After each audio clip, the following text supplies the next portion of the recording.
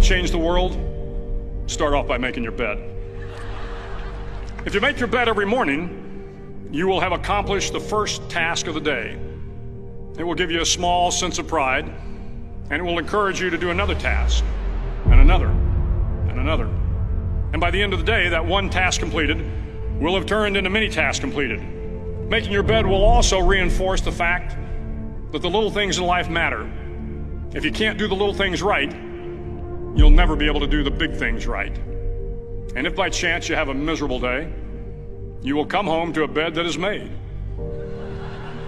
that you made. And a made bed gives you encouragement that tomorrow will be better. To pass SEAL training, there are a series of long swims that must be completed. One is the night swim. Before the swim, the instructors joyfully brief the students on all the species of sharks that inhabit the waters off San Clemente. They assure you, however, that no student has ever been eaten by a shark, at least not that they can remember. But you are also taught that if a shark begins to circle your position, stand your ground. Do not swim away. Do not act afraid. And if the shark, hungry for a midnight snack, darts towards you, then summons up all your strength and punch him in the snout, and he will turn and swim away. There are a lot of sharks in the world. If you hope to complete the swim, you will have to deal with them. So if you want to change the world, don't back down from the sharks. Over a few weeks of difficult training, my SEAL class, which started with 150 men, was down to just 42. There were now 6 boat crews of 7 men each. I was in the boat with the tall guys, but the best boat crew we had was made up of the little guys, the Munchkin crew, we called them. No one was over 5'5". The Munchkin boat crew had 1 American Indian, 1 African American, 1 Polish American, 1 Greek American, 1 Italian American, and 2 tough kids from the Midwest. They out-paddled, outran, and outswam all the other boat crews. The big men in the other boat crews would always make good-natured fun of the tiny little flippers the Munchkins put on their tiny little feet prior to every swim.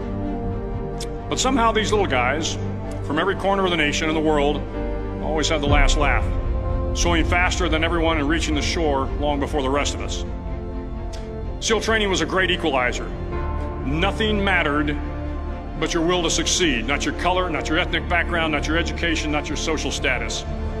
If you want to change the world, measure a person by the size of their heart, not by the size of their flippers. The 9th week of training is referred to as Hell Week. It is 6 days of no sleep, constant physical and mental harassment, and 1 special day at the Mud Flats.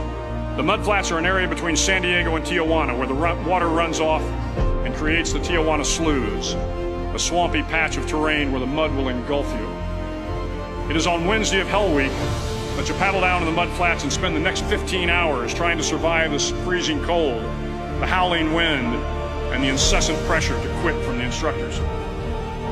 As the sun began to set that Wednesday evening, my training class, having committed some egregious infraction to rules, was ordered into the mud.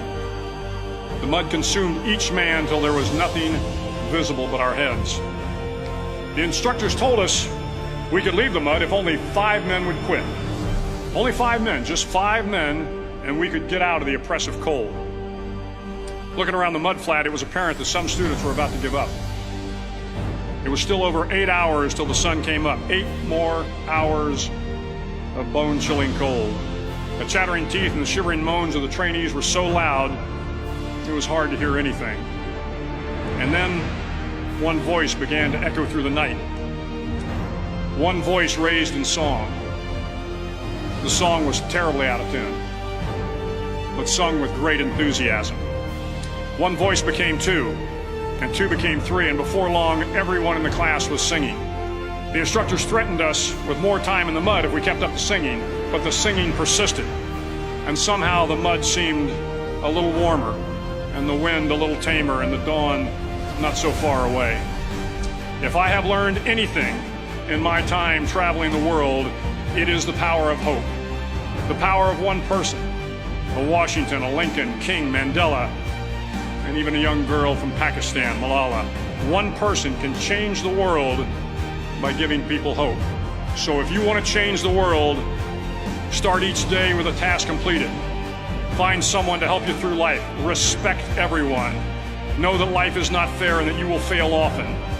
But if you take some risks, step up when the times are the toughest, face down the bullies, lift up the downtrodden, and never ever give up.